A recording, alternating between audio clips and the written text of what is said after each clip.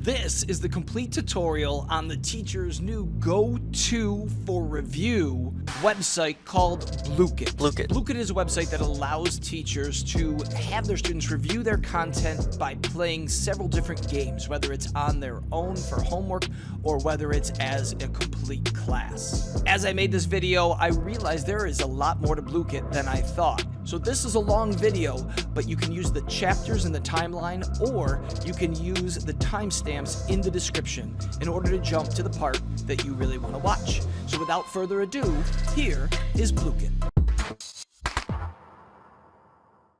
Welcome to Blooket. Yep, that's how you actually say it. Blooket. Blooket. Blooket. Blooket. These are blooks, and what they are is they say that it's a friendly little block that loves to play.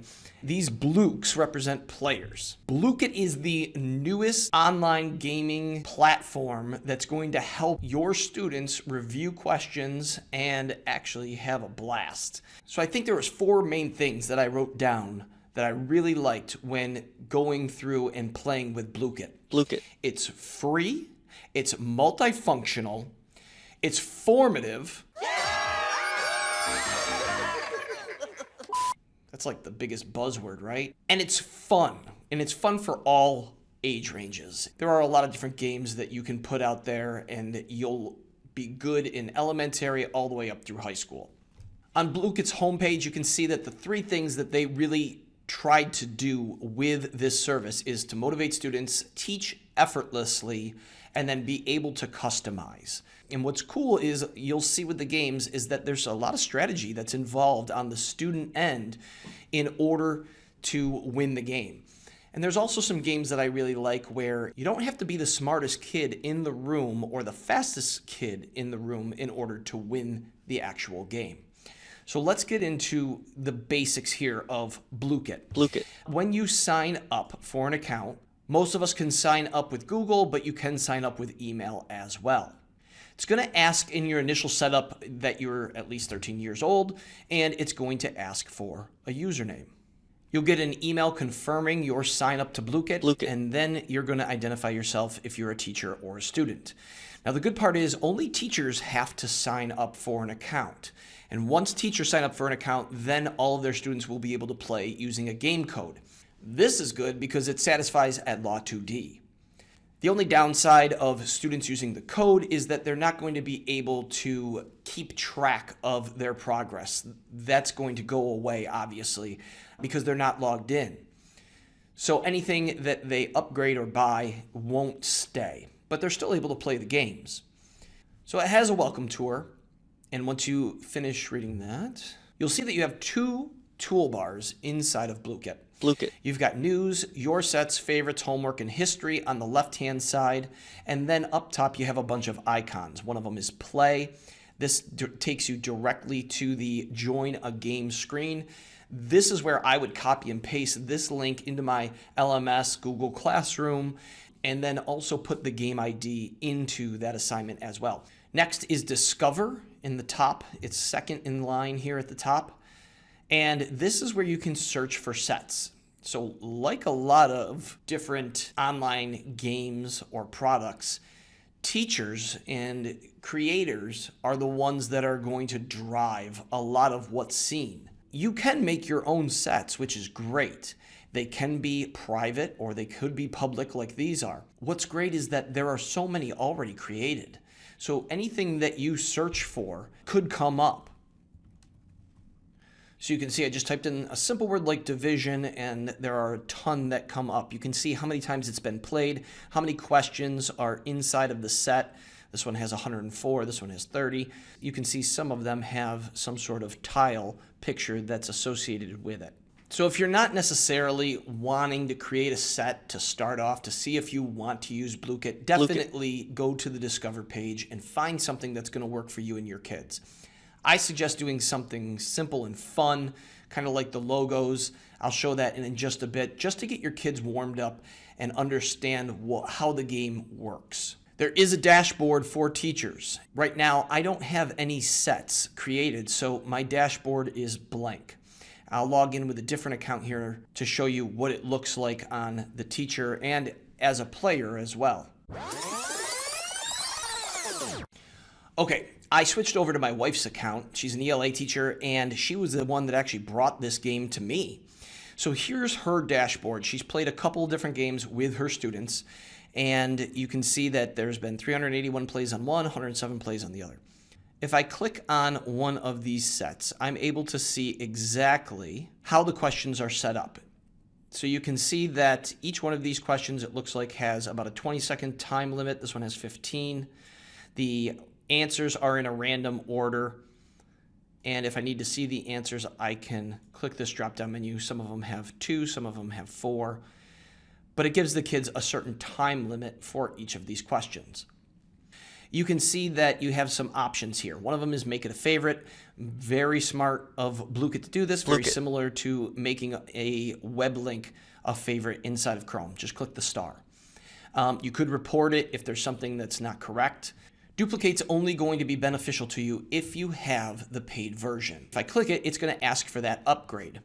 So here are the upgrades, just so you know. Starter's free. Your plus is $2.99 a month, which is even less than $40. $35.88 for the entire year. Or you could do it per month on a $5 basis, so $4.99, and you can cancel whenever you want there. I've spent $40 on a lot worse for my students. But if you do upgrade, you're going to be able to take a set that's already created and then make it your own. You're going to be able to go in and kind of edit what it is that they've already done and tailor it more to you and hopefully save you some time. This set can actually be hosted, or it can be assigned as a solo game. I'm going to click on solo first. You're not going to get every single game mode when you do something solo. So Tower Defense Cafe, Tower of Doom, Crazy Kingdom, and then Factory. These are 5 games that'll work with this solo game mode. If we were to go back and click on host, now we have more game modes that we could actually select. So you can see Tower Defense is still there. We've got Gold Quest, Cafe and Factory, Battle Royale, Racing, Crazy Kingdom, Tower of Doom, and then Classic is there as well. So you're going to understand that some games are going to need other participants in order for it to really work.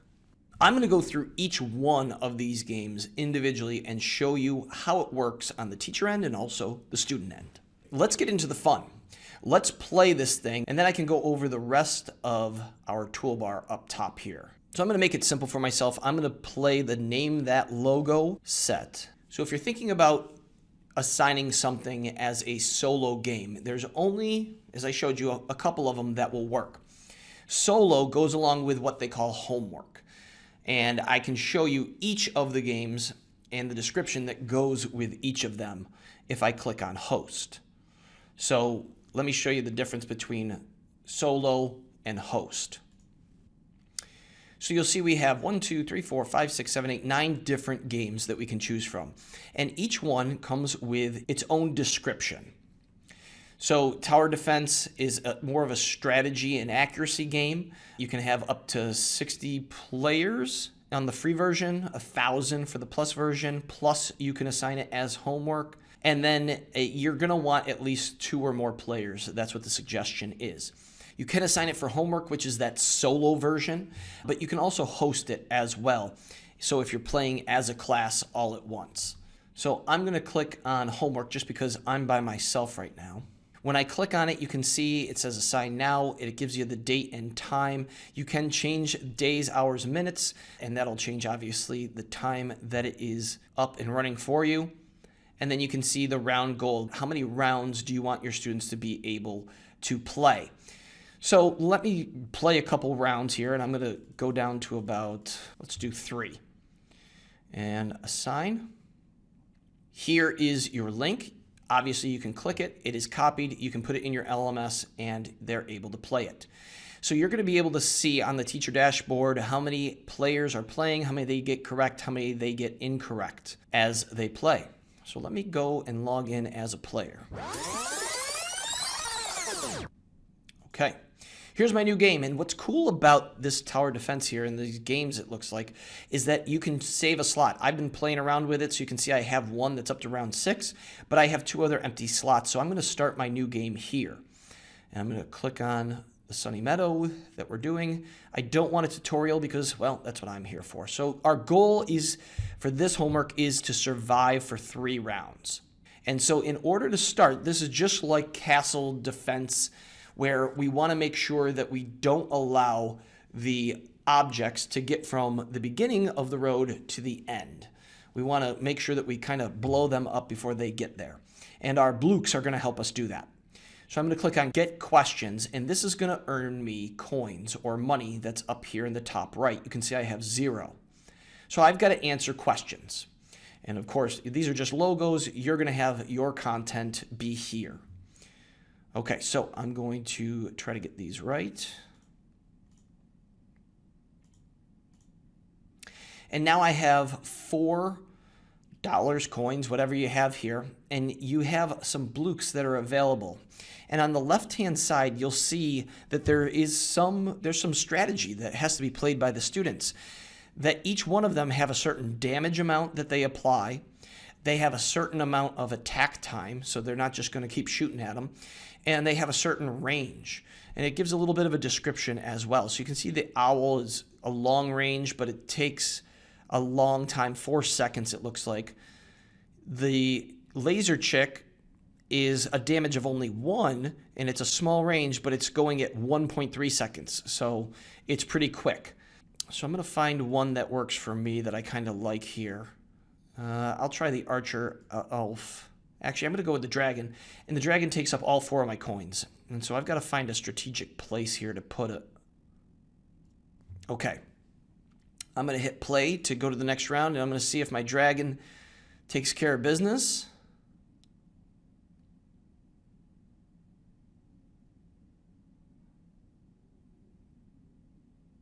Looks like it did.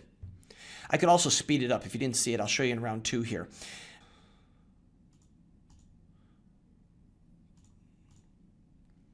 Now I've got 4 more, and I can go ahead and put another character on. And so if I put that character in, I'm going to go to the next round, and here's where we can speed it up 2 times the speed. And so it'll speed it up a little bit faster to get us to that next round. So our goal is to make sure that we survive the amount of rounds that we need to survive in order to complete the game. And you as the teacher, you determine that at that very beginning screen before we have our students play. All right, if I was to host this exact same thing, you can see that it is going to be hosted for either a certain amount of time or it ends after a certain amount of damage. So the game ends after a player reaches the set damage amount. That's when they're done. Obviously, we only have 1 map selection, and then allow for late joining students. Maybe there's students that are coming in late. You might want to keep that on there. I would not click on use random names. You want to know who your students are, especially for reporting purposes and taking a look at the data when you're done. So you could do data, or if you have a set amount of time that you just want the kids to be able to play, you can plug that in here. So you can change the time to a little bit less or a little bit more depending on what you have available. So I'm going to put it down for about 5 minutes. Host now, and music will pop on. You can toggle that on or off here in the top left corner. So I'm going to copy this code, and I'm going to go to blooket.com/play in order to type it in. When I get into the lobby, this is where I can choose the blook that I want to use. And so I'm going to use the horse. As the teacher, I can see that I have 1 student already in. And once I feel I've got a bunch of students in, I can go ahead and hit start because I do have that ability already checked where students can come in late. So I'm going to start the game. On the teacher screen, you can see what I see here. The time is counting down. Now, on the student screen, and you can see that I'm in first place, well, because I'm the only player. On the student screen, it's going to ask, do you want to take a tutorial? No, I'm ready for my questions. It's not Bluebird. That would show up, obviously, in the incorrect stats. Okay, I have 2 gold, so I'm only able to put one down.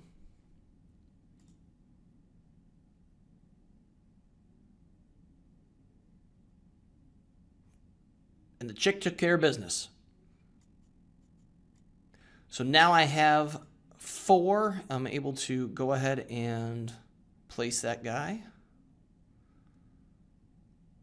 It Looks like they're going to take care of business once again.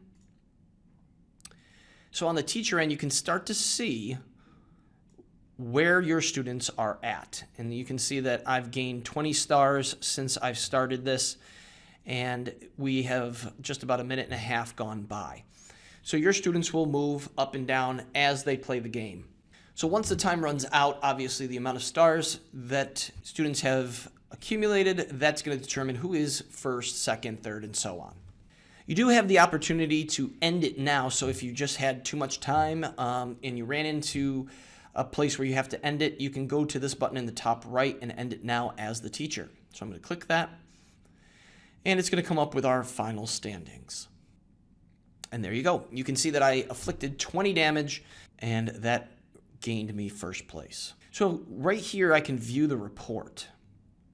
So you can see at the beginning here, it gives the overall stats, all of your players, all that were correct and all that were incorrect. And it's very, very general. The leaderboard here, you're able to see a little bit more clear each person and how they did. And this is where it may be worth it to spend the $35, $36 to get a more detailed game report. When I click on the individual student, I'm only able to see how many they got right and how many they got wrong, but I want to know what they got correct and what they didn't get correct. Might be worth $36 for that formative piece. All right, let's try this with a different game. So obviously, if it's solo, it's going to remain as the homework setting where someone is doing it on their own. The host setting going forward, that's where we're participating as a class. Gold Quest, I think, is a lot of fun. I'm going to show you that one next. That's more speed and luck. And that one I like because if you have a student that's just, you know, a smarter student and they're really fast, they're not always going to win. There's a lot of different things that happen in Gold Quest with random chance, where you could double your amount of coins that you collect, you could gain or lose a certain percentage, or you could actually switch with someone else. And what's cool about switching is that it's going to actually time out. You can't sit there and sit on a switch and wait until there's just a couple seconds left and then switch with the top person. So you got to make your decision before time runs out. So let's try Gold Quest next. Click on Host Game. This is one where you're not allowed to play as a solo person. You need at least 3 or more players. That's what they suggest. So again, we have some time set up. I'm going to just drop that down. You can also have it so that it stops when someone reaches a certain amount of gold. Again, you can show the instructions, allow late joining, and I'm not going to click on random names. Turn off the sound, grab my code. I can copy the join link by clicking here as well. This will take me right to where I just have to enter my nickname. And this is great if you don't want to deal with the code. I'm going to choose my character. On the teacher end, I'm able to start the game, and now I'm looking at my host screen for the instructions. So first player to have, oh my gosh, 1,000,000 gold wins. So we're going to keep going until someone has 1,000,000 gold. And this is what the teacher screen looks like. So I'm playing as the student, and I open a chest, and I just lost 50%. So you can see nothing or 30 gold and then lose 50%. And it may seem like 1,000,000 is a lot, but once this gets going, it gets going exponentially fast. So you can see it says take 25% or take 10%. If there are other people playing, I'd be able to take their gold from them. I want to show you that you can get a switch as well. There's the swap. I kept calling it a switch. Swap is funny because if you get that, you're able to go and switch or swap with somebody else, so another classmate. And this is where the game gets really interesting, because if you're a student that takes a little bit longer time to answer questions, you're never out of the game, which I think is really cool. Let me show you one where I don't pick the chest or I don't click on it. You can see that I'm here and I'm just waiting for a couple seconds. I'm going to see if it times out. It doesn't look like it times out necessarily for the chest, but if I choose something, so take 10%. So if I sit here and I'm kind of contemplating what I'm going to do, or I'm waiting, it should time me out, and it did. So I'm not able to sit on something that I uncover. Person with the most gold at the end wins. You can see on the teacher end here, you're going to see it just like we did before. The dashboard will show you the students with the most gold. And we can end the game by clicking the button in the top right corner. All right, the next one that I am going to try to host is Cafe. And this is interesting. This is where you have customers coming in. There is some speed that goes with this, and obviously focus is what it says. And you are able to play it by yourself, but you're also able to host it in class. All right, I'm going to do it for time. I'm going to go in as the student. Having that game code already there for you is great because students don't have to worry about the actual code. That entire link contains the code, and they're going to be able to go ahead and just type in their correct name. All right, we're going to start the game. And this one is how much money can you make in this amount of time? And so what you need to do is you need to stock food up in order to give to your customers. And you can see I don't have any money, but I can restock food. So I can also hit the space bar. So to quickly do that. And in order to restock food, I've got to answer questions. So I'm going to keep stocking food here for a second and see if I can get some of these questions correct. Okay. So I've got, it looks like toast, and I'm going to go ahead and satisfy each one of my customers. So I can click there. I gain $3 from that customer. I can click and then click here and then click on the toast, select it, and give it to that customer. So I made $9. And once I start making money, now I can start upgrading things. And you'll see that you can upgrade all the way up to, it looks like $7,500 for French toasts. But I can unlock cereal because I've made enough money. Once I do that, now I can upgrade it for $1,500. So I've got to keep making money here. And I got to make sure that I stock up. So I'm going to make a little bit more, click on it, and satisfy that customer. And now I need to restock. Okay, so I've stocked up a little bit. I'm going to choose on cereal and give it to that one. I just made $33 there. That's pretty cool. Another $3 here, another $3 here. So you can see why upgrading is going to be beneficial. Got them. I just made $36 there. So I need to restock, and I can also upgrade here.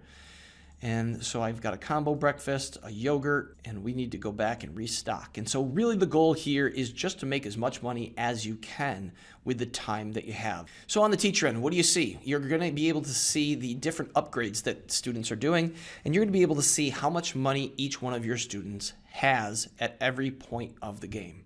Next one is Factory. This one is a fast-paced money-making madness, it says, and we're going to answer questions on your own, self-paced. We are able to do it as a homework, and we are able to host it.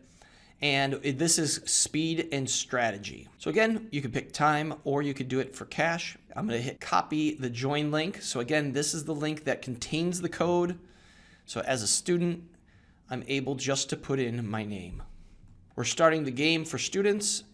I am not going to go through the tutorial. I'm going to see what this is all about because I've never actually played this one. So I'm going to answer some of the questions, and you can see that it looks like it's going up each time I get it correct. Okay, so for this one, I'm able to choose a Blook, and it looks like they are earners for me. So they're earning money for me. So this is kind of cool because there's a little bit of math here. The rate at which they're earning money is a big piece of the strategy of this game. So $7 every 2 seconds, $4 every 2 seconds, or $5 every 2 seconds. I'm going to want to take the largest and quickest earner. So I'm going to choose the Fox. And you can see that every 2 seconds that goes by, it's earning me $7. And that is increasing up top here in the top right-hand corner. And so now I've got to get 3 questions right, it looks like. So I've got 1, 2, and as I do that, as time goes by, I get those questions correct. Now I get to pick again. So it looks like 5 seconds, and 4 seconds. I'm going to go with the hamster, $10 every 4 seconds. So I believe you can have up to 10 of these Blooks working for you. So nighttime glitch, you just made everyone's screen really dark. So that's something that you can put on to your students and kind of annoy them as they're playing. So that's kind of fun that you can make that, but that doesn't help you with the money. But it does create a lot of camaraderie amongst your class. Okay, so it's telling me now, and it's urging me, hey, you should probably upgrade one of your units. And you can see that I can upgrade a couple of them here. So I'm going to pick this one, and $9 every second. That's pretty cool. So now it's really going fast. It's starting to move. Let me get all 10 and show you what we do once you have 10 of them. Okay, I've got 10 different Blooks, and you can see that I've upgraded some of them, and I can continue to upgrade them as I continue earning money. And so that's where some of the strategy comes in. But if I keep answering questions, now I'm presented with maybe a glitch or different Blooks that I could go ahead and substitute out. So I'm going to go ahead and choose the Fox that I started with, and now it's just subbed that one out and put a new one in. But really, upgrading is going to help you a ton and make that money come in faster and faster. So earning the most money at the very end is the end goal, and that one is factory. You can see on the teacher side of it, all of the activity that has happened for each student, and then how much money they actually have. I'm going to end the game as a teacher and show you what happens for the students when the game ends. So you can see that this was it. I could view the report as a teacher, but on the student end, this screen shows up. And this is true for all of the games. You can choose a token multiplier. And so what that means is there's going to be different multiples. So times 1, times 2, times 3, and it's going to add tokens to your account. So I earned 9 and multiplied it by 3, so I've got 27 that I could use. Now, this can be used in the store if you're a student. And you can see down here, you're going to be able to, as a student, see your accuracy. You can go then to your profile or go to the market.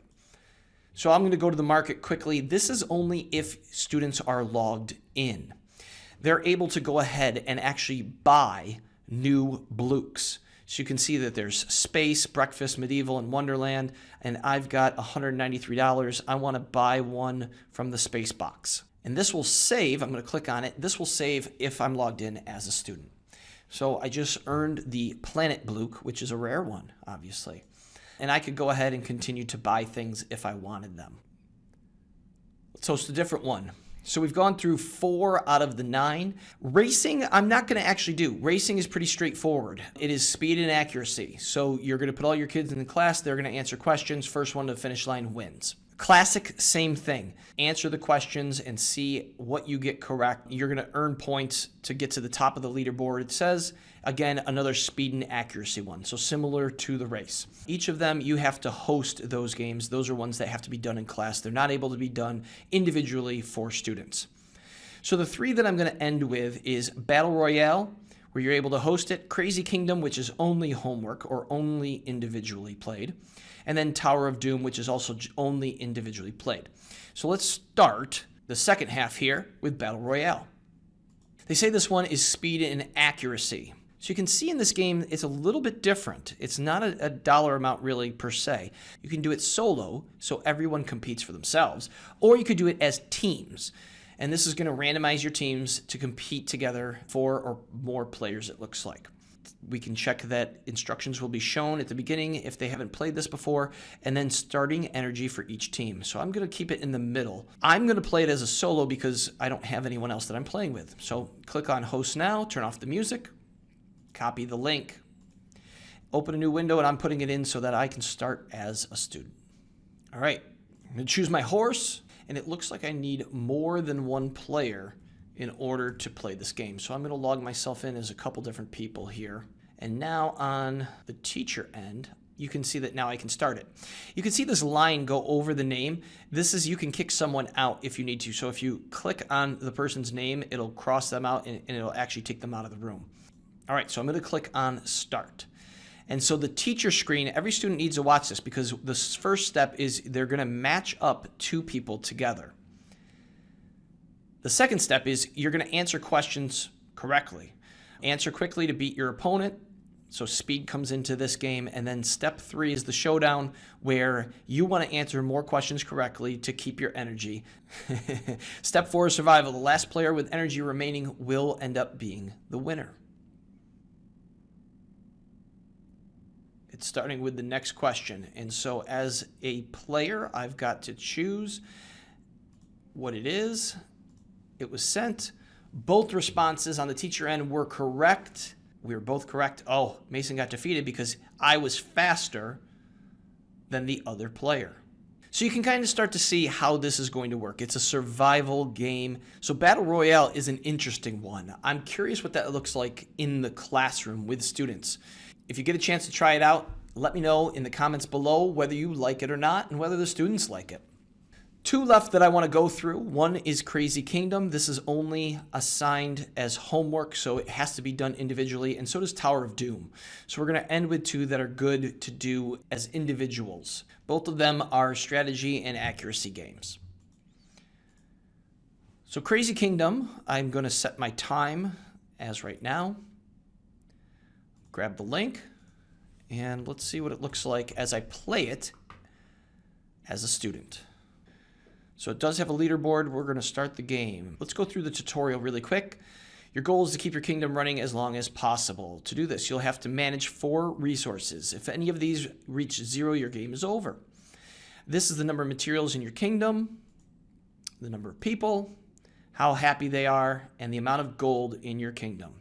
Random guests will come to your castle and make different requests. You have to answer yes or no to these requests. You'll also have to answer a question before each guest. If you answer incorrectly, you won't get to pick the response, and it will just be random. So you're probably going to lose. We got to survive through 30 people coming through our kingdom. Okay, answer the question. Get more gold. I want my people to be happy, so I'm going to say no. Oh man, we're going to be poor. That didn't work out for me. Okay. Answer it correctly. All right, I'll give them materials. I don't want my gold taken. Okay. All right. Problem is it took resources and people are up, so I gotta get resources back here, and I need people to be happy here. So let's see if we can make that happen. We're gonna buy them some salmon, make the people happy. So really it's just keeping these levels so they don't go down to 0, and that keeps you in the game. So that's kind of interesting how to play that. Let's go to the last one. The last one that I'm gonna go over is Tower of Doom. And again, it can only be assigned as homework, and I'm going to assign it now so that I can click the link and begin playing. All right, this is another one where your progress is automatically saved. So that's pretty cool. I'm going to choose the empty game slot that's right here. And let's see what the quick tutorial says about this one. Goal is to ascend to the tower's 3 haunted floors. These floors are covered with enemies. You're going to need a deck to defend yourself. You'll answer 5 questions to get your deck started. Answer 1 question right now. Okay, so we're going to answer that. And here is our deck. So now we're going to choose a card to add to our deck. So this reminds me of a little bit of like Magic the Gathering, where you get cards and then you've got to play them. You'll use Blook cards to battle. Each card has 3 attributes: strength, charisma, and wisdom. The greater the attribute, the better. Therefore, even though the chick appears weak, its charisma can be very powerful. This card right here, the piggy bank, it says this card is an artifact. They aren't used in battle, but they apply effects that can help you. Coins are earned after battles and are used to purchase cards in the shops, so you can purchase more cards. The piggy bank would help you earn more of these coins. All right, so we're going to answer more questions. And now I get to choose what it is that I want as a card. And this is, it tells us they're rare or common. So I'm going to pick the rare one. And these are all pretty common. So I'm going to pick that one, the owl. All right, once again, we've got a rare one there. I'm going to go with the tiger. So here's our map. Each time you play, the maps for each level will be different. Each time you're on this page, you have to pick a highlighted icon to enter that stage. Okay. You can use the view deck button to view your current deck, and the map key is helpful to learn about what the map icons mean. Once we choose a stage, you can't go back. So you'll only be able to enter stages lower on the map that are connected by paths. All right, so we're gonna go ahead and click a non-white icon right now to enter the stage. So it looks like this question mark or these robots right here, and it looks like we've got to pick a way to go all the way down to the end, which is right here. And so I'm going to, if I click on the map key, it says a risk is question. This little hut is use coins to remove the card or buy new ones. This face is fight an enemy for a small reward. This face is fight a larger enemy for a better reward, and then fight the boss to clear the level. The bed up top, I skipped it, sorry. Rest to restore health or upgrade cards. All right, let's start right here. We've encountered an evil Blook. In order to survive, you will have to reduce its health to 0 while keeping yours above 0. We can't see our opponent's card before the battle, so your best bet is to choose your strongest attribute. Okay. Whoever's card is the highest value of that attribute wins. Then the winner deals damage equal to how much stronger they were. Winning multiple rounds in a row will give you a streak, and the damage you deal will be multiplied by that streak number. If you answer the questions correctly each round, you'll get to pick the attribute.